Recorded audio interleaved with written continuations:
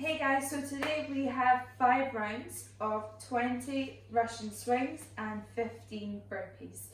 So you're going to have a 90-second window to complete your swings and your burpees, and then you're going to have a guaranteed 60-second rest at the end of that. If you finish your swings and burpees well within the 90 seconds, then whatever time you have remaining, you can add that onto your 60 seconds rest. So the faster you go, the more rest you get. If you are not able to complete it in 90 seconds, which hopefully we scale it so that we can, then you would just get capped and you'll take your 60 seconds rest, even if you only had, for example, done 5 burpees. So in order to score this, the perfect score would be 175, and that would be completing all swings, all burpees, every single round. And if you're not quite able for that, then just find out what your score is across all 5 rounds. But the aim is short, fast sprint, and then bag yourself some extra rest to recover so you can hit it at the same pace for the remaining rounds. So first up, let's get warm. So starting off with 3-inch round stood push-ups. So feet underneath your hips, try and keep your knees locked out, hands go on the ground. Walk your hands all the way out so they're underneath your shoulders. Go for a press up. Walk the hands back in. You do that 3 times. Next up, you're going to work through 10 lunges. So bringing that back knee down to the ground. Alternate each leg.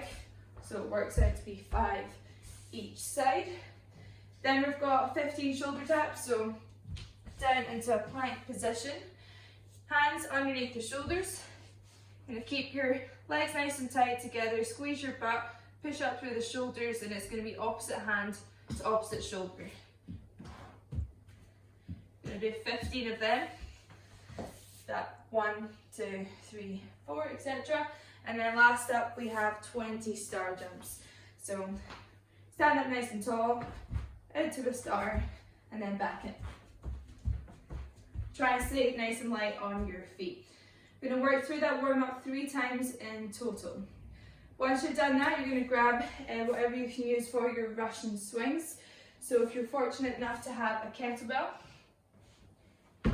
then you're just going to make sure, straddle the kettlebell, feet are going to be in your squat stance. You want to make sure the shoulders stay back and down, chest is up tall. For the Russian swing, we're only going up to the shoulder. So usually, when we see this, see people lean back a lot. Think about keeping your tummy nice and tight. Even though you're swinging, you're not going back though, okay? So deadlift up first, hips back, hips through. Keep your abs nice and tight. If you don't have a kettlebell, then your best bet is filling up a bag or something with a handle with some weight, from water bottles, tins of soup, whatever you've got. Rucksack, same idea. Oh. Come on, you realise I haven't actually filled this rucksack up with anything. But it's the same idea, and that's quite a long bag, so maybe tip it onto its side. But fill it up as heavy as you can. If in the gym you would usually do Russian swings with 24, then maybe pop your rucksack on a set of scales, see how heavy it is, just to really challenge you. But whatever you do for the swings, 20 of them should definitely be unbroken every single time. Yeah, so you want to do this fast, you want to bag yourself that extra rest. Once you've done your 20 swings, burpees, chest implies to the floor, jump up, we're not jumping over anything. Just step to the side and do regular burpees. If those numbers are too big for you and you're worried that you're not going to fit in the 90 seconds, then scale the number of burpees back, maybe aim for 10 every round.